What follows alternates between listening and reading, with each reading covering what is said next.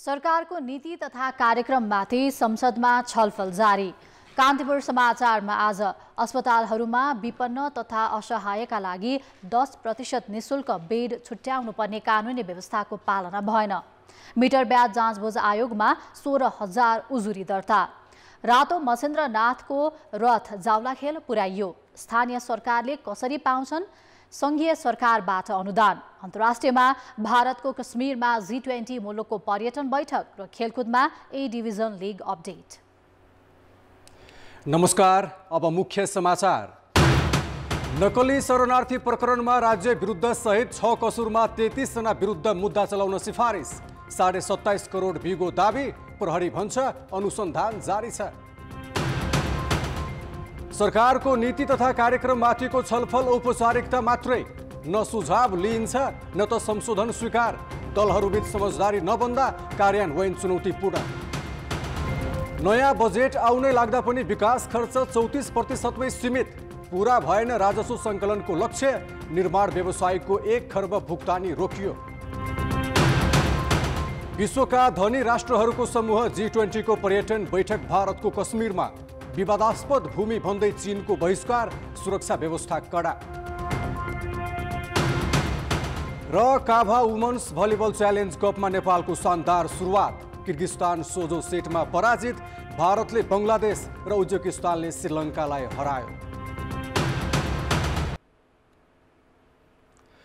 प्रतिनिधि सभाको बैठकमा सरकारको नीति तथा कार्यक्रममाथिको छलफलमा सहभागी सांसदहरूले पक्ष र विपक्षमा धारणा राखेका छन्।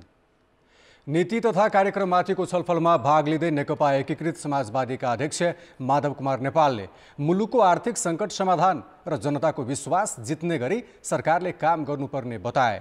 उनले आलोचनाका लागि आलोचना मात्र नगरेर आर्थिक सङ्कट समाधानका लागि एक भएर कार्यक्रम कार्यान्वयनमा लाग्नुको विकल्प नरहेको बताए।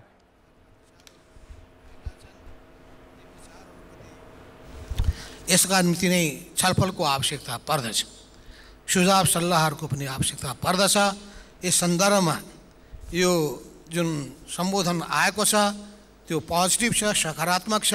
देशको समस्यालाई पहिचान गरेको छ र समाधानको निम्ति आफ्नो तर्फबाट प्रयत्न पनि अगाडि बढाएको छ। सत्तारूढ काङ्ग्रेस र माओवादी केन्द्रका सांसदले पनि वर्तमान आर्थिक सङ्कटको समयमा सरकारले ल्याएको नीति तथा कार्यक्रम उपयुक्त रहेको दाबी गरे। कतिपय मान्यज्यूहरूले भनिसक्नुभयो यो नीति तथा कार्यक्रम परम्परागत छ। स्वाभाविक रूपमा हो।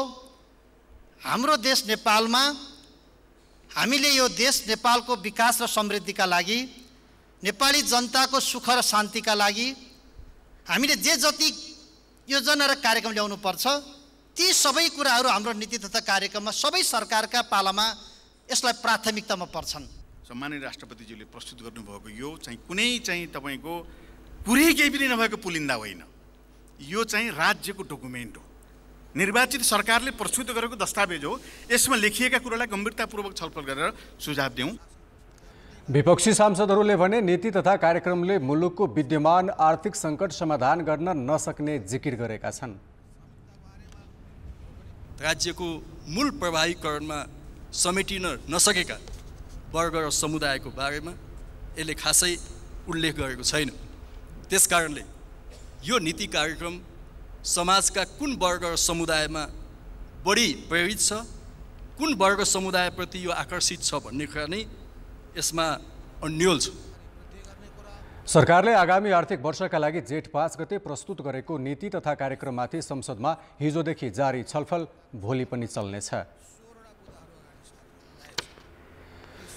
प्रतिनिधि सभामा अहिले सरकारको आगामी वर्षको नीति तथा कार्यक्रममाथि छलफल चलिरहेको छ। 20 जना सांसदले त नीति तथा कार्यक्रम संशोधनको सूचना नै दर्ता गराएका छन्। तर अहिले दर्ता भएका संशोधनको सूचनामाथि होस् या सांसदले छलफलमा भाग लिएर दिएका सुझाव नीति तथा कार्यक्रममा समेटिने सम्भावना न्यून छ। किनकि यसअघि पनि यस्ता सुझाव आउँदा प्रधानमन्त्रीले जवाफ दिने र जस्ताको त्यस्तै पारित गर्ने परिपाटी छ। सांसदले दिएको सुझावलाई कतै समावेश नगरिँदा छलफलको प्रभावकारितामै प्रश्न उठ्दैन। दीपक आचार्यको रिपोर्ट। आगामी आर्थिक वर्ष 2080-81 को नीति तथा कार्यक्रममा प्रतिपक्षले मात्रै नभएर सत्ता पक्षकै सांसदहरूले पनि संशोधन दर्ता गराएका छन्। तर संशोधनकर्ता सत्तारूढ दलकै सांसद आफ्ना सुझाव नसमेटिनेमा विश्वस्त छन्। नीति तथा कार्यक्रम हाम्रो संसदीय अभ्यासमा यो कि पास हुन्छ कि फेल हुन्छ, यसमा थपघट गर्ने प्रचलन छैन भन्ने पनि मैले बुझेको छु।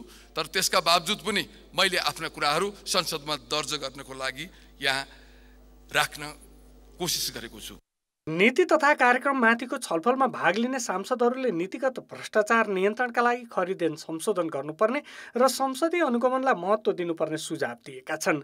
कृषि उत्पादन वृद्धिका लागि भूमिको चक्लाबन्दी सम्बन्धी नीति नै बनाउनुपर्ने सुझाव सांसदहरूको छ। नीति तथा कार्यक्रममा पर्यावरण र प्रकृति पर्यटनका विषय समावेश गर्न र विपन्नका लागि सहुलियत पसल कहाँ र कसरी सञ्चालन गर्ने भन्नेमा प्रष्टता खोजिएको छ। आयल निगमलाई प्रतिस्पर्धी बनाउने, प्राविधिक शिक्षाका क्षेत्रमा पनि नीति तथा कार्यक्रमले स्पष्ट पार्न नसकेको भन्दै सांसदहरूले संशोधन गर्न माग गरेका छन्। संशोधनको सूचनामा स्थानीय तहमा स्वास्थ्य सेवा व्यवस्थित गर्ने, विद्युतीय सवारी साधनको प्रयोगलाई प्रोत्साहित गर्न आवश्यक पूर्वाधारको सुनिश्चितता गर्न समेत भनिएको छ। संशोधन बाहेक छलफलमा सहभागी भएर पनि सांसदहरूले कैयौं सुझाव दिइरहेका छन्। नीति तथा कार्यक्रमलाई समयानुकूल बनाउनका निम्ति, त्यसलाई पूर्णता प्रदान गर्नका निम्ति अगाडि सारिएका विषयहरूलाई त्यसलाई सम्बोधन गरेर अगाडि बढ्न सक्दाखेरि राम्रो हुने हो। यो सबैको सरोकारको विषय हो। वर्तमान र अगाडिका समस्याहरूसँग कसरी सामना गर्ने भन्ने कुरा हो, आउने हो नीति कार्यक्रममा। अब यसको लागि व्यापक छलफल हुनुपर्ने हो। पहिले नै खास गरी मुख्य राजनीतिक दलहरूका बीचमा छलफल कुराकानीपछि सरकारले यस प्रकारको नीति कार्यक्रम ल्याउने, अनि त्यो पनि संसदमा व्यापक छलफल भएपछि ती समेतलाई समेटेर अगाडि लैजानुपर्ने हो। सरकारले नीति तथा कार्यक्रम बनाउनु अघि छलफल नै गर्ने गरेको छैन। संसदमा प्रस्तुत गरिसकेपछि दिएका सुझावको समेत व्यवस्था हुने गरेको छ। सदनबाटै पनि सत्तापक्ष विपक्ष दुवैजनाले यो इन्कर्पोरेट हुने होइन, किन यो गरिरहेको कर्मकाण्डी भनेर भने। मलाई अचम्म चाहिँ के लाग्छ भन्दाखेरि उहाँहरू पालै पालो गरेर सरकारमा बसेका छन्। यदि त्यो स्टिकिङ पोइन्ट त्यो चाहिँ नि गल्ती हो भने त्यो उहाँहरूले पनि आफ्नै पालामा पनि नगरे पनि हुन्थ्यो। राष्ट्र प्रमुखले संसदमा पेश गरेको विषय परिवर्तन गर्न नहुने र परिवर्तन गर्दा सरकारमाथि नै प्रश्न उठ्ने जस्ता मानसिकताले नीति कार्यक्रममा संशोधन स्वीकार गरेको पाइँदैन। तर सत्तापक्षीय सांसदहरू नै नीति तथा कार्यक्रमलाई संसदले परिवर्तन गर्दा फरक नपर्ने तर्क गर्छन्। मुख्यमन्त्री हुँदै गर्दा धेरै पटक मैले नीति तथा कार्यक्रम 4वटा नीति तथा कार्यक्रम मैले ल्याएँ, 4वटा बजेट चाहिँ मैले ल्याएँ र मैले संसदमा व्यापक छलफल गरिसकेपछि उहाँले दिएको महत्त्वपूर्ण सुझावलाई मैले समेटेको चाहिँ थिएँ, सम्बोधन गरेको चाहिँ थिएँ। मैले रिराइट चाहिँ मैले गरेँ। नीति तथा कार्यक्रम रिराइट चाहिँ भयो र त्यसपछि बजेट पनि मैले रिराइट चाहिँ गरेँ, किनकि संसदमा उठाएका महत्त्वपूर्ण विषयहरूलाई हामीले फेरि त रिराइट गर्दा त्यो सरकार चाहिँ तपाईँको क्षमतामा कमी भनेर चाहिँ भन्न मिल्दैन। फेरि त्यो नीति कार्यक्रममाथिको छलफलमा मात्रै होइन, सरकारले कार्यान्वयनका पक्षमा समेत ध्यान दिएको पाइँदैन। कार्यक्रम प्रस्तुत गर्नु अघि छलफल गर्ने परम्पराको विकास गर्न सके सबैको भावना समेटिने विज्ञ बताउँछन्। पार्लियामेन्टको त्यो जोइन्ट सेसनमा डिस्कस भएको कुरा, छलपेश भएको कुरालाई यदि हामी कार्यान्वयन गरेनौँ भने त्यसको केही अर्थ रहेन नि त। त्यसकारणले पनि यसमा चाहिँ कार्यान्वयन हुनुपर्छ। हामी कहाँ यो बारेमा न एमपीहरूले कुरा उठाउनु भएको छ, न सत्तापक्ष र विपक्षी दलका नेताहरूले कुरा उठाउनु भएको छ। नीति तथा कार्यक्रममाथि प्रतिपक्षले विरोध गर्ने र सत्तापक्ष बचाउमा मात्र लाग्ने परिपाटी मात्रै हाबी हुँदै आएको छ। देशलाई 1 वर्षसम्म अगाडि बढाउने मार्ग नीति तथा कार्यक्रम भएकाले यसमा सबैका सुझाव समेट्न सके कार्यान्वयनमा पनि सहयोग पुग्नेछ। कान्तिपुर समाचारका लागि क्यामेरामा श्याम श्रेष्ठका साथ दीपक आचार्य, काठमाडौँ। अब जनताको आवाज हामीले आज 7 प्रदेशमा सोधेका छौं। सांसदले संसदमा उठाएका विषयलाई सरकारले कतिको महत्त्व दिएको पाउनु भएको छ। जनताको आवाज भ्रष्टाचारीहरूको बारेमा हिसाब खोजखाज गर्नुहुन्छ, कसैले चाहिँ सुनवाई गरिरहेछ, कसैले सुनिरहेको छैन। जुन कुरा उहाँहरू भन्नुभएको छ त्यसलाई लागू त गर्नु पर्यो नि। मिटर ब्याजीको कुरा खालि गर्ने संसदमा नागरिकताकै बारेमा छ, सबै संसदबाट पारियो त्यो भन्ने सुनेको छ, तर सुविधा केही पनि देखेको छैन। कुन महत्त्व दिने भन्ने कुरामा गोलमटोल पारिदिने सांसदहरूले कुरा उठाइरहेको छ। कार्यान्वयन त एउटा पनि भएको छैन हाम्रो नजरमा अहिलेसम्म। सानो सानो अवधिको सरकार बन्छ, एउटाले एउटा नीति ल्याउँछ, अर्कोले त्यो नीति बन्द गरिदिन्छ। कतिपय जायज कुराहरू सदनमा मान्यज्यूहरूले उठाउनु भएको छ, यसलाई चाहिँ अहिलेको सरकारले महत्त्व नै दिएको देखिन्छ। सरकारले धेरै कुराहरू चाहिँ संसदले उठाएका कुराहरू कुरा चाहिँ गर्यो भने देश चाहिँ धेरै राम्रो हुन्छ। विषयवस्तु त राम्रो उठाएर छ, उसलाई त अब कार्यान्वयन गर्ने व्यवहारमा लागू गरिएको छैन। संसदले उठाउनु विषय त राम्रै उठाउँछन्, सरकारले कति पनि प्राथमिकता दिँदैन। सरकार त्यति गम्भीर भए जस्तो चाहिँ मलाई अनुभव भएको छैन। गर्ने भए त आफ्नो नीति कार्यक्रम अनुसार चाहिँ अगाडि बढ्दैन। कृषिका योजनाहरू त बोलेका छन्, गर्ने भनेका छन्। अब सरकारले खास प्राथमिकता दिए जस्तो लाग्दैन मलाई। बोलीकै ठेगान नभएको सांसदहरूले बोलेको कुरा के सम्बन्धन होला? कुराहरू उठाइरहनु भएको छ, तर यो चाहिँ सरकारले चाहिँ यसो नजर पुर्याएको जस्तो चाहिँ मलाई लाग्दैन। संसदमा चाहिँ किसानका लागि मल खाद्यान्न ल्याउँछौँ भनेर चाहिँ 10औं वर्ष भयो हामीले सुनिरहेका कुरा। बर्खा आउँछ, मल बिउ किन्न गयो, आउँदै पाइँदैन, छैन भन्छन्।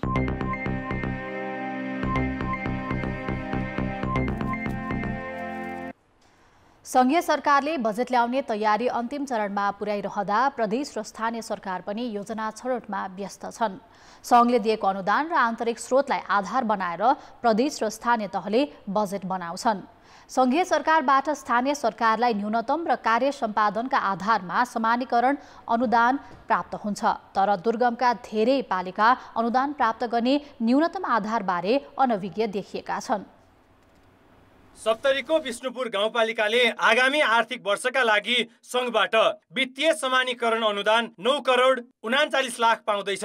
कास्कीको अन्नपूर्ण गाउँपालिकालाई 9 करोड 89 लाख रुपैयाँ छुट्याइँदैछ।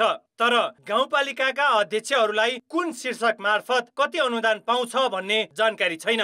केन्द्रबाट 28 करोड 85 लाख र प्रदेशबाट चाहिँ 75 लाख 15 हजार वित्तीय र जोखिम मूल्याङ्कनको आधारमा चाहिँ खर्च गर्नको लागि बजेट आउँछ केन्द्रबाट। अब जनसङ्ख्याको आधार र भूगोलको आधारले खास यसलाई मापन गर्छ।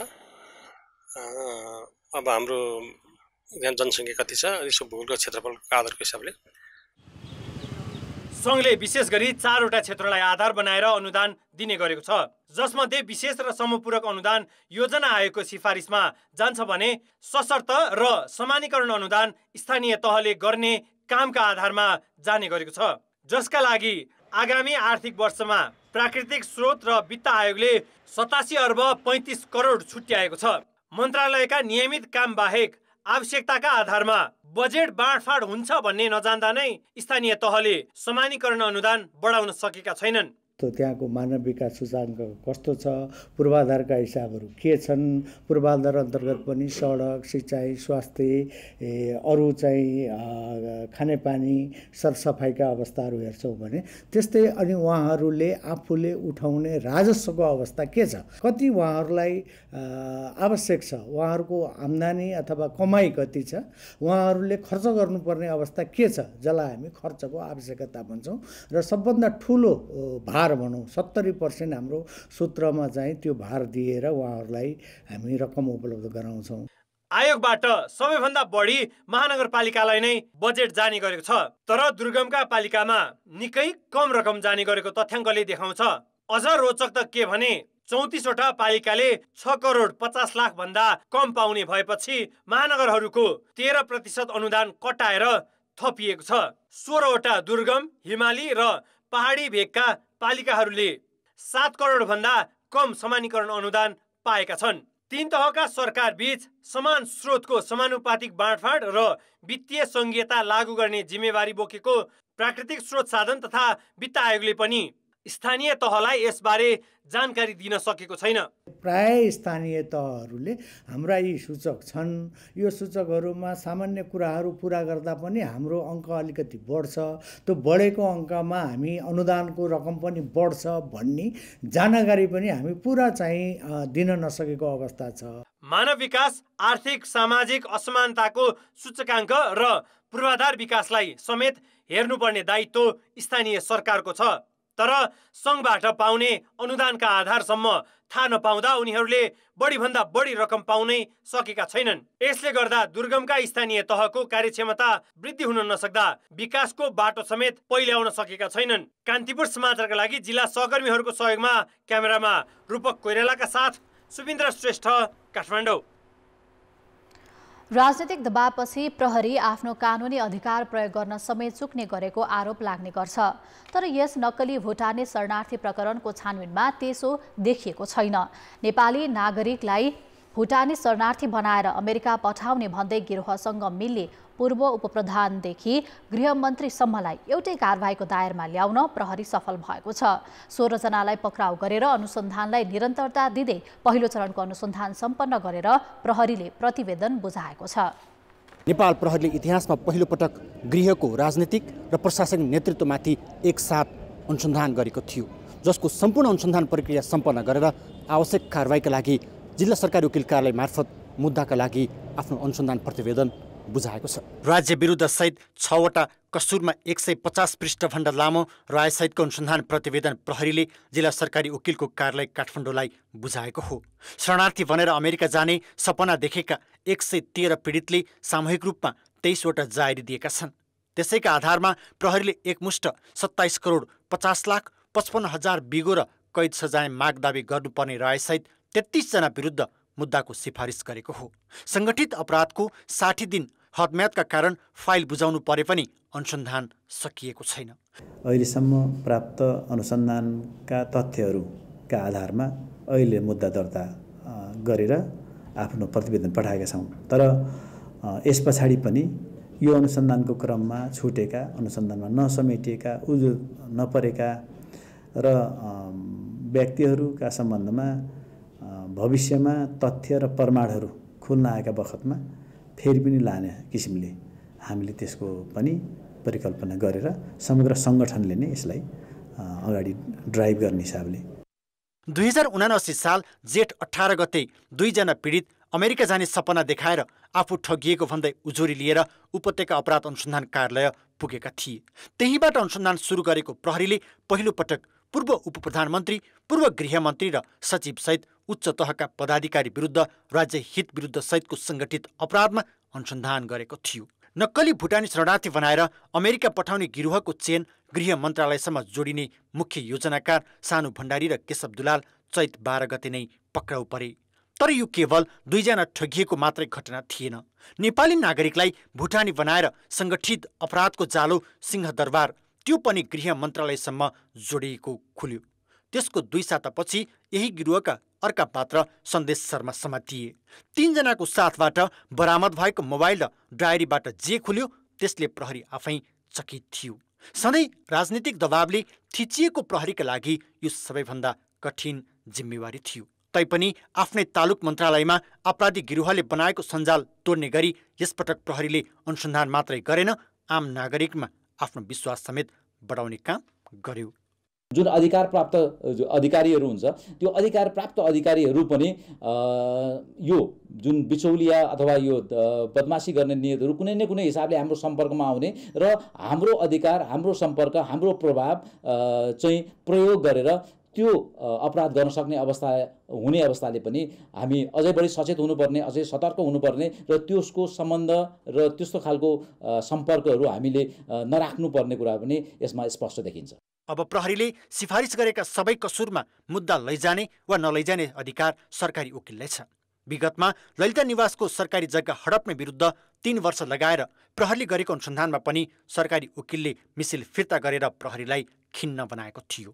यसपटक महाधिवक्ताको कार्यालय र सम्पूर्ण सरकारी वकिलको पनि अग्नि परीक्षा हुने पूर्व प्रहरी अधिकृत बताउँछन्। आफ्नो करियरकै रिक्स मोलेर प्रहरीले जुन अनुसन्धान गरिराखेको छ र यसलाई अभियोजनको चरणमा यो गइराखेको छ, त्यसैले यो केस चाहिँ सम्भवतः यो सबैभन्दा ठुलो बहुचर्चित केस हो भन्ने कुरा चाहिँ।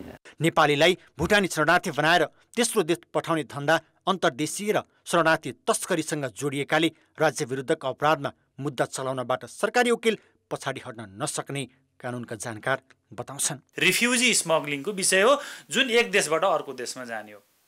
त्यस्तो कार्यलाई राज्य विरुद्धको कसुरको रूपमा ऐनले स्पष्ट रूपमा परिभाषित गरिसकेको अवस्थामा त्यसलाई यदि अभियोग दाबी लिँदा त्यो कसुरलाई मिनिमाइज गरेर अपराध गर्ने व्यक्तिलाई लाभ हुने गरी अभियोजन हुन्छ भन्ने मैले कल्पना गर्न सक्दैन। कुनै अपराधी गिरोहले राज्यको कुन तहसम्म प्रभाव पारेको छ भन्ने सबैभन्दा गतिलो उदाहरण भुटानी शरणार्थी प्रकरण नै हो। त्यसैले मुलुकका लागि अन्तर्राष्ट्रिय लज्जा बनेको यसबाट राजनीतिक र प्रशासनिक नेतृत्वले पाठ सिक्ला त कान्तिपुर समाचारका लागि क्यामेरामा रूपक कोइराला र श्याम श्रेष्ठका साथमा रमेश धमला, काठमाडौँ। अब बाँकी समाचार।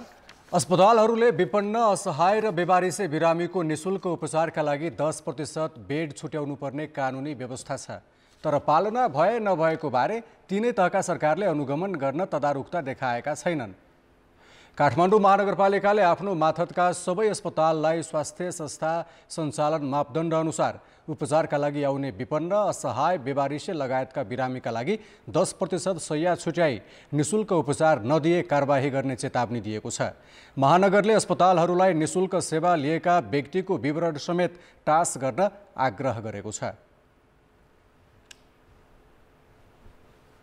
हाम्रो चाहिँ प्रत्येक क्षेत्रमा अनुगमन हुन्छ र अब चाहिँ सूचना जारी नै भइसकेको अवस्था छ भने यो चाहिँ अनुगमन भएको भनेर सम्झे पनि हुन्छ। वर्षभरि गरिएका चाहिँ दिएका सेवा जसलाई जसलाई दिएको छ उसले चाहिँ लिस्ट आउट समेत गर्नुपर्छ। यो एउटा चाहिँ सार्वजनिक अडिट भन्छ, त्यो अडिटको जस्तै गरिकन उहाँले चाहिँ टाँस्नुपर्छ। त्यो टाँसिएको आधारमा उहाँले चाहिँ त्यो र्याङ्किङको रूपमा उहाँले नवीकरण गर्नको लागि चाहिँ सहयोग पनि पुग्छ। स्वास्थ्य संस्था सञ्चालन सम्बन्धी मापदण्डको दफा 70 घमा निजी तथा सरकारी सबै अस्पतालमा उपचारका लागि आउने विपन्न, असहाय, बेवारिसे बिरामीका लागि संस्थाले कुल शय्याको 10% छुट्याई निशुल्क र अनिवार्य उपचार गर्नुपर्ने प्रावधान छ। जनस्वास्थ्य सेवा नियमावली 2077 को अनुसूची 9 मा 15 शय्यासम्मको अस्पतालको दर्ता तथा अनुगमनको जिम्मा स्थानीय सरकारलाई दिइएको छ। 25 शय्यादेखि 200 शय्यासम्मको दर्ता र अनुगमनको जिम्मेवारी प्रदेश सरकारमा छ। 200 शय्या माथिका जनरल विशेषज्ञ तथा विशिष्टीकृत अस्पतालको दर्ता तथा अनुगमन सङ्घीय सरकारले गर्ने प्रावधान छ। तर अस्पतालहरूले 10% निशुल्क सेवा दिएको वा नदिएको बारे अनुगमन हुन सकेको छैन। कानुनी रूपमा हामी यो काम गर्नलाई हामी बाध्यकारी छौँ, हामीले गर्नुपर्छ भन्ने भयो भने अरू बाँकी रहेका निकायहरूले त खबरदारी गर्ने हो, सबैलाई बुझाउने हो। त्यसरी जान्ने गरी चाहिँ स्वास्थ्य मन्त्रालयले सबैलाई बुझाउने पाटोहरूमा चाहिँ अलिकति अगाडि बढाएको छ। अनुगमनलाई पनि तीव्रता दिने गरी चाहिँ काम अगाडि बढाउने भनेर काम अगाडि बढाएको छ। स्वास्थ्य मन्त्रालयका अनुसार देशभर निजी, सरकारी र सामुदायिक गरी 10,165 स्वास्थ्य संस्था छन्। 10% सेवा निशुल्क नदिएका अस्पतालको इजाजत पत्र नवीकरण नगर्नेदेखि खारेज गर्न सक्ने सम्मको प्रावधान छ। अब जनमतको अन्तिम परिणाम। जनमतमा हिजो हाम्रो प्रश्न थियो, स्वदेशी उद्योगलाई संरक्षण गर्न सरकारले के गर्नु पर्ला? ए, स्वदेशी उत्पादनको उपभोग, बी, कच्चा पदार्थमा सहुलियत र सी, उद्योग मैत्री नीति। जनमतको अन्तिम परिणाम यस्तो छ, ए, स्वदेशी उत्पादनको उपभोगमा 45%, बी, कच्चा पदार्थमा सहुलियतमा 5% र सी, उद्योग मैत्री नीतिमा 50% मत प्राप्त भएको छ। अब जनमतमा आजको प्रश्न। जनमत हाम्रो प्रश्न छ, अस्पतालहरूमा 10% बेड निशुल्क गर्नुपर्ने प्रावधान किन लागू नभएको होला? ए, नियमन अभाव, बी, कानुनको अवज्ञा र सी, थाहा नै नभएर। जनमतको अन्तिम परिणाम भोलि बेलुकी 8 बजेको कान्तिपुर समाचारमा प्रसारण गर्नेछौँ। कृपया NEWS न्युज स्पेस AB वा सी टाइप गरी 34001 मा SMS गरी आफ्नो मत व्यक्त गर्नुहोला। मिटर ब्याज अपराधबारे सरकारले गठन गरेको अनुचित लेनदेन जाँचबुझ आयोगमा 16,000 निवेदन दर्ता भएका छन्। आयोगले निवेदन दिने म्याद अन्तिम पटकका लागि 7 दिन थप गरेको छ।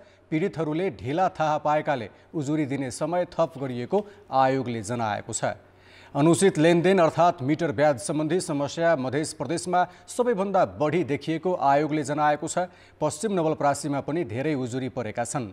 मध्य प्रदेशका 8 जिल्ला र पश्चिम नवलपरासीका 9 जिल्लामै 15,000 निवेदन परेका छन्। पीडित सहायता कक्ष भनेर राखेको छ, त्यहाँ निशुल्क फारम पाइन्छ, ती कर्मचारीले भराइदिन्छ। आफ्नो प्रमाण छ भने के प्रमाण राख्छन्, त्यो फोटोकपी राख्छन्, अनि त्यसपछि त्यहाँ नि कम्प्युटरमा इन्ट्री हुन्छ, अनि अटोमेटिक चाहिँ नि त्यो डाटा सिस्टममा चाहिँ आउँछ। प्रतिनिधि सभामा सांसदहरूको विद्युतीय हाजिरी सुरु भएको छ। प्रतिनिधि सभाको आज बसेको बैठकमा उपस्थित सांसदहरूलाई सचिवालयले विद्युतीय हाजिरी गराएको छ। सदनको महत्त्वपूर्ण बैठकमा समेत सांसदहरूको उपस्थिति कम देखिने र गणपूरक सङ्ख्या नै नपुगेर बैठक नै स्थगित गर्नुपर्ने अवस्था आएपछि विद्युतीय हाजिरी सुरु गर्ने निर्णय भएको थियो। सभामुखको निर्देशनपछि सचिवालयले आज विद्युतीय हाजिरी सुरु गरेको हो। राष्ट्रिय सभामा भने 13औं अधिवेशनदेखि नै विद्युतीय हाजिरी सुरु गरिएको थियो। अर्थ र विकास सरकारले नयाँ बजेट ल्याउन एक साता बाँकी रहँदा चालु आर्थिक वर्षको बजेट कार्यान्वयन भने निराशाजनक छ। सरकारले न विकास खर्च लक्ष्य अनुरूप गर्न सकेको छ न त राजस्व सङ्कलन नै। समयमै विकासका काम अघि बढाउन नसक्दा वैदेशिक अनुदान पनि लक्ष्यको 8% मात्रै प्राप्त गर्न सकेको छ।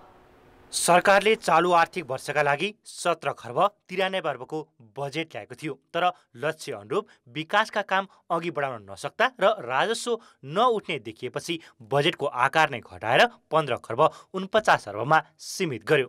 14 खर्ब 3 अर्ब राजस्व उठाउने लक्ष्यलाई 12 खर्ब 44 अर्बमा झारियो। त्यसमा पनि अहिलेसम्म जम्मा 7 खर्ब 71 अर्ब मात्रै उठेको महालेखा नियन्त्रक कार्यालयले जनाएको छ। सरकारले बजेट सार्वजनिक गर्दा 11 खर्ब 83 अर्ब कर्मचारीको तलब तथा पेन्सन खर्चमा छुट्याएकोमा त्यसलाई पनि कटौती गरी 10 खर्ब 21 अर्ब बनायो, जुन अहिलेसम्म 8 खर्ब 3 अर्ब खर्च भएको छ। विकास खर्च र राजस्व सङ्कलन भन्दा सरकारको चालु खर्च भने बढेको छ। राष्ट्रपति उपराष्ट्रपति लगायतका चुनावहरू पनि भए, त्यसले पनि विगतको वर्षको तुलनामा केही चाहिँ हाम्रा तयारीका कुराहरूदेखि लिएर अन्य चाहिँ कार्य सम्पादनलाई स्पिड अप गर्ने कुरामा केही चाहिँ असर परेको हुन सक्छ। त्यस हिसाबले यो पुँजीगत खर्च चाहिँ मोटामोटी विगत वर्षको जस्तै हारेमा पुग्नुपर्छ भन्ने अनुमान गर्न चाहिँ सकिन्छ। सरकारले विकास खर्चका लागि 3 खर्ब 80 अर्ब छुट्याएकोमा अहिलेसम्म जम्मा 34% मात्रै खर्च नसकेको छ। काम सकिएका निर्माण व्यवसायको भुक्तानीमा ढिलाइ गरेकाले खर्च हुन नसकेको देखिएको हो।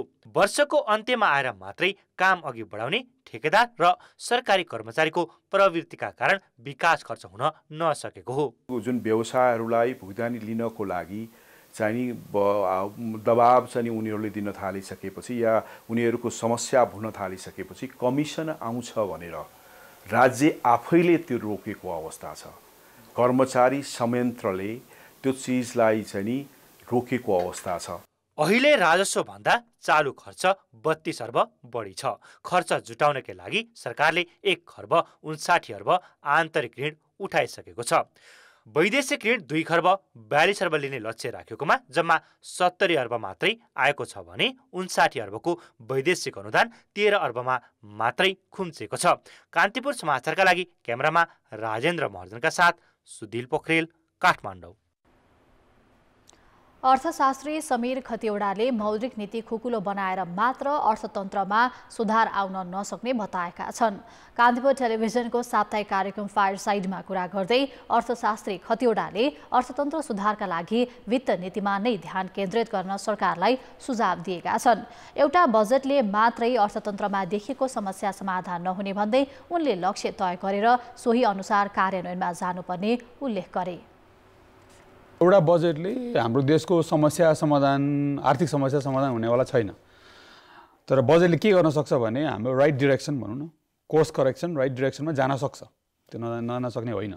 अब यसमा चाहिँ के हो भने अब के अरे त्यो लक्षित रूपमा अलिकति यो पुँजीगत खर्चका कुराहरू छन्, लक्षित रूपमा गरियो भने यसले दिन्छ रिटर्न्स गएर। पूर्वाधारका अब हाम्रो समस्या ठुलो छ नि, पूर्वाधारको कुरा गर्ने हो भने होइन। अब तपाईँ पूर्वदेखि पश्चिमको त्यो राजमार्ग हेर्नुभयो भने अहिले पनि त्यस्तो हालत छ हाम्रो होइन।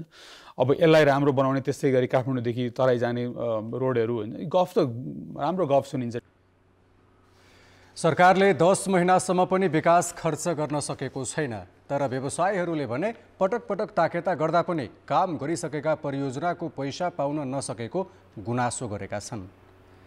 नेपाल निर्माण व्यवसायी महासङ्घले काम गरेको 1 खर्ब रुपैयाँ भुक्तानी नपाएको जनाएको छ। सङ्घका अनुसार प्रदेशमा हस्तान्तरण भएका आयोजनाको रकम भुक्तानी दिन सरकारले आनाकानी गरेको हो।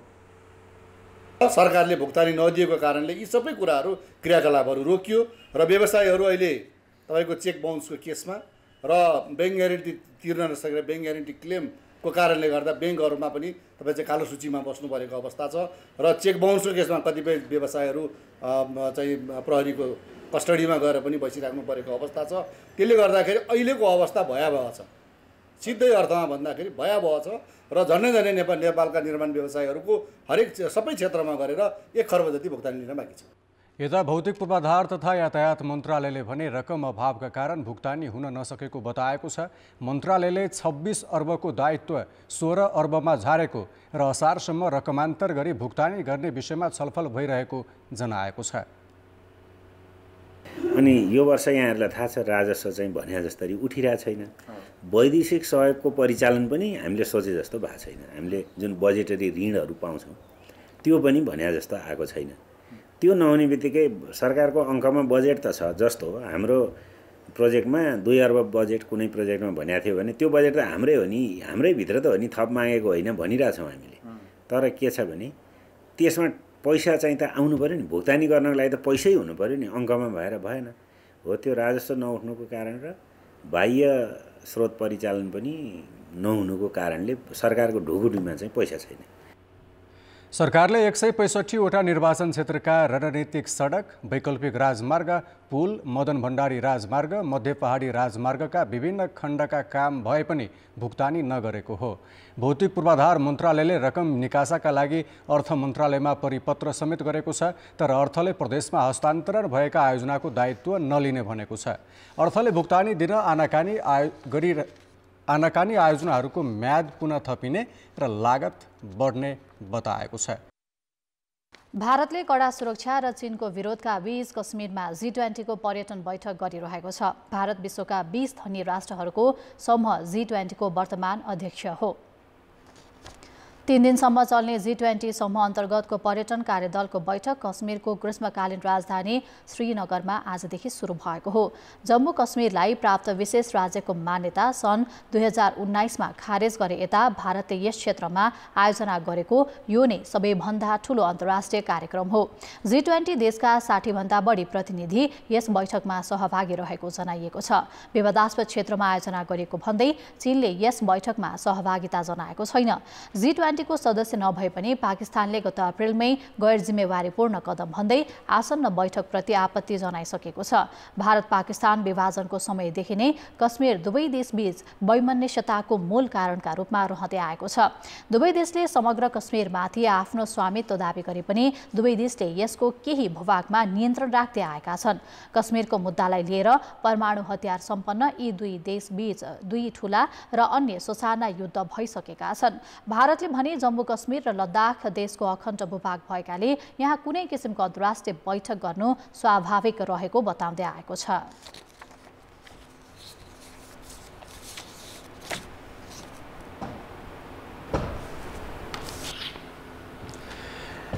ललितपुरको प्रसिद्ध रातो मच्छिन्द्रनाथको रथ आज जावलाखेल पुर्याइएको छ। वर्षा र सहकालका देवता मच्छिन्द्रनाथको रथ जावलाखेल पुगेको चौथो दिनमा भोटो देखाउने चलन छ। 32 हात अग्लो मच्छिन्द्रनाथको रथ सोमबार लगनखेल स्थित थतीतोलबाट तानेर कुमारी पाती लगायत सहरका विभिन्न भागको परिक्रमापछि जावलाखेल पुर्याइएको हो। ज्योतिषीहरूले जुराएको साइतमा स्थानीयले 2वटा डोरीको सहायताले रथ तानेका थिए।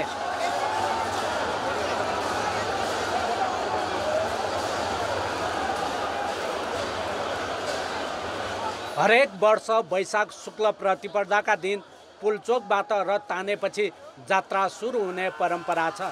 यसपालि वैशाख 11बाट सुरु भएको रथ जात्रा 29औं दिनमा जावलाखेल पुर्याइएको हो।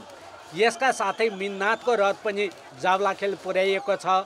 काठ र बेत मात्र प्रयोग गरी बनाइएको मच्छिन्द्रनाथको रथ जात्रा हेर्न काठमाडौँ उपत्यकाका हजारौं भक्तजन उपस्थिति थिए। यसका साथै परम्परागत बाजा तथा दाफा भजन समूहको उपस्थितिले जात्रामा रौनक थपेको थियो। नेपालमा पहिला खडेरी भएको थियो। यहाँ चाहिँ महामारी भएको बेलामा कामाकाखीबाट चाहिँ जुन मच्छिन्द्रनाथ ल्याउनु भएको थियो, उहाँ आएदेखि चाहिँ मतलब यो हाम्रो चाहिँ जुन अन्नको लागि चाहिँ उहाँले धेरै चाहिँ मतलब जोगाउनु भएको थियो। त्यसले गर्दाखेरि अन्न देवता भन्ने हाम्रो भनिन्छ।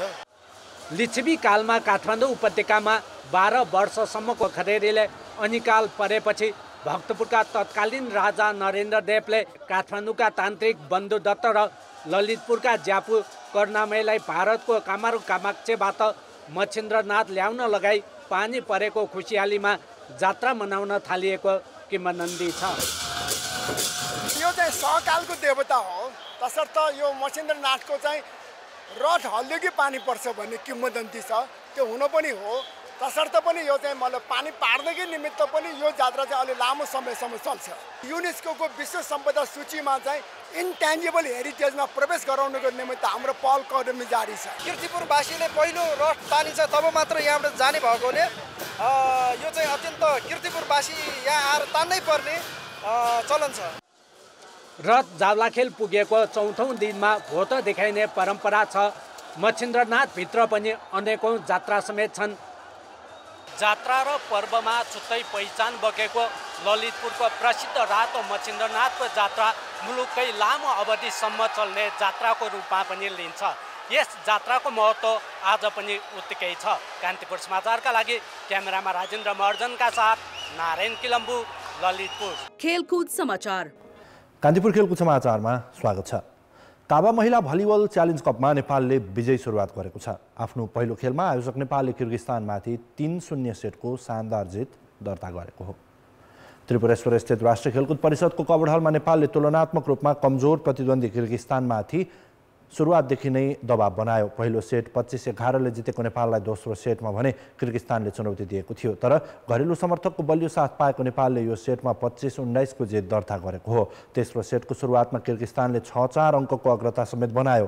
किर्गिस्तानले नेपाल विरुद्ध कुनै पनि सेटमा अग्रता बनाएको यो पहिलो पटक हो, तर 5औं पोइन्टपछि नेपालले लगातार अङ्क जोड्दै 25-11 को सहज जित निकाल्यो। नेपालले प्रशिक्षक यान डेब्रान्डको डेब्यू खेलमै जित निकालेको हो भने किर्गिस्तान विरुद्ध नेपालको ह्याट्रिक जित समेत हो।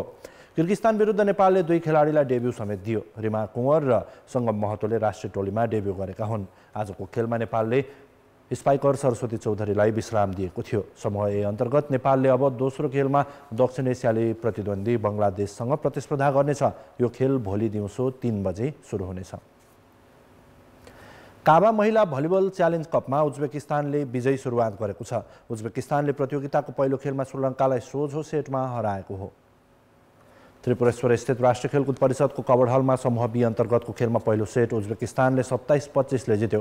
त्यसपछिको सेटमा 25-20 ले जित्दा तेस्रो सेटमा उज्बेकिस्तान 25-14 ले विजयी भयो। आजै भएको प्रतियोगिताको दोस्रो खेलमा भारतले बङ्गलादेशमाथि एकपक्षीय जित दर्ता गर्यो। समूह ए अन्तर्गत राष्ट्रिय खेलकुद परिषदको कबड हलमा भएको खेलमा बलियो भारतले बङ्गलादेशबाट कुनै चुनौती सामना गर्नु परेन। पहिलो सेट 25-3 ले जितेको भारतले दोस्रो सेट सहजै 25-9 ले जितेको थियो। तेस्रो सेटमा 25-6 को विजयसँगै भारतले 2 अङ्क जोडेको छ। भारतले यो प्रतियोगिताका लागि वैदेशिक प्रशिक्षण समेत गरेको थियो। भारत प्रतियोगिताको बलियो तथा उपाधि दावेदार टिम हो। काबा च्यालेन्ज कपमा भारतको यो पहिलो सहभागिता समेत हो। यस्तै आजै भएको अर्को खेलमा काजाकिस्तानले मालदिप्सलाई सोझो सेटमा नै हरायो। मालदिप्सले पहिलो सेटमा कडा चुनौती पेश गरे पनि काजाकिस्तानले 25-16 को जित निकाल्यो। दोस्रो सेट 25-14 ले जितेको काजाकिस्तानले तेस्रो सेटमा 25-6 को एकतर्फी नतिजा निकाल्दै सुखद सुरुवात गरेको हो। शहीद स्मारक ए डिभिजन लिगमा त्रिभुवन आर्मीले रेलिगेसन ब्याटलमा रहेको फ्रेन्ड्स क्लबलाई 3-0 गोलले हराएको छ। 20औं चरणमा जित निकालेपछि आर्मी तालिकाको 5औं स्थानमा उक्लियो। साधोबाटो स्थित इन्फा कम्प्लेक्समा आर्मीले सुरुवातदेखि आक्रामक खेल प्रदर्शन गर्न सफल भयो।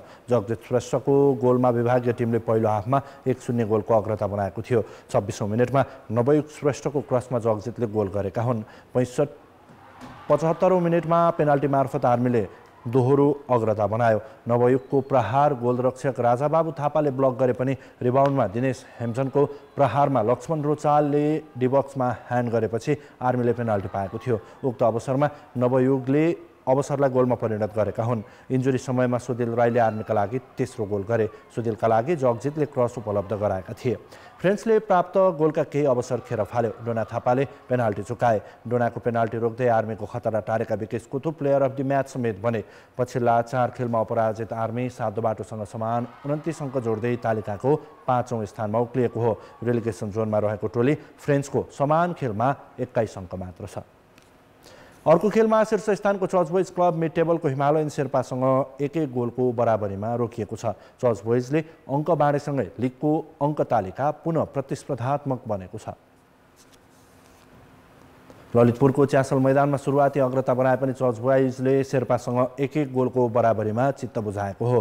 13औं मिनेटमा अञ्जन विष्टले चर्च बोइजलाई अग्रता दिलाएका थिए। मनोज राईको क्रसमा अञ्जनको अञ्जनले हेडर गोल गरेका हुन्। त्यसपछि आशिष चौधरीको सशक्त प्रहार बाहिरिएपछि चर्चले अग्रता बनाउने मौका गुमाएको थियो। 36औं मिनेटमा विदेशी खेलाडी अबायोमी फाकुन्लेको गोलमा हिमालयन शेर्पाले खेल बराबरी गरेको हो। फाकुन्लेले चर्च बोइजका सेन्टर डिफेन्स तथा कप्तान अनन्त तामाङ सहित 3 डिफेन्डरलाई बिट गरेका थिए। त्यसपछि दुवै टिमले केही अवसर गुमाउँदा खेल बराबरीमा सकिएको हो। पहिलो लेगमा चर्च बोइजले शेर्पा विरुद्ध 1-0 को जित निकालेको थियो।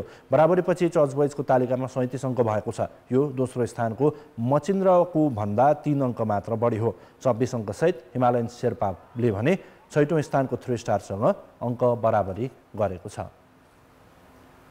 नेपालले आगामी जुन जुलाईमा जिम्बाब्वेमा हुने विश्वकप छनौटका लागि प्रारम्भिक टोलीको घोषणा गरेको छ। प्रशिक्षक मोन्टी देसाईले पछिल्लो समय राष्ट्रिय टिममा रहेका खेलाडीलाई नै निरन्तरता दिएका छन्। नेपाली टोलीमा नियमित कप्तान रोहित पौडेल, अनुभवी खेलाडी ज्ञानेन्द्र मल्ल, कुशल मल्ल, आसिफ शेख, आरिफ शेख, दिपेन्द्र सिंह, गुलसन झा, सोमपाल कामी, करण केसी छन्। विश्व कीर्तिमानी bowler Sandeep Lamichhane, SCC men's कपमा उत्कृष्ट बोलिङ गरेका ललित राजवंशी, भीम सार्की, सन्दीप जोरा, किशोर महतो, सूर्य तामाङ, श्याम ढकाल, अविनाश बोहरा, देव खनाल र अर्जुन साउद गरी 18 जना राष्ट्रिय टोलीको प्रारम्भिक सूचीमा अटाएका छन्। नेपालले एक साताको बन्द प्रशिक्षणपछि अभ्यासका लागि दक्षिण अफ्रिका भ्रमण गर्नेछ। त्यसपछि जिम्बाब्वे जाने नेपालको तयारी छ। आगामी जुन 8 देखि जुलाई 18 सम्म हुने प्रतियोगितामा नेपालसहित आयोजक जिम्बाब्वे, लिग 2 का प्रतिद्वन्दी स्कटल्यान्ड, ओमान, अमेरिका, युए, नेदरल्यान्ड्स सहभागी हुनेछन्। यस्तै आयरल्यान्ड, वेस्ट इन्डिज र श्रीलङ्काले पनि प्रतियोगिता खेल्नेछन्। यी 10 राष्ट्रलाई 2 समूहमा विभाजन गरिनेछ भने प्रत्येक समूहबाट शीर्ष टिमले सुपर 6 खेल्नेछन्। सुपर 6 मा उत्कृष्ट हुने 2 टोली फाइनल प्रवेश गर्नेछन्। फाइनल प्रवेश गर्ने टोलीले आगामी अक्टोबर र नोभेम्बरमा हुने आइसिसी 1 दिवसीय विश्वकपमा स्थान बनाउनेछन्। खेलकुद समाचार अहिलेलाई यति नै। अब मौसम।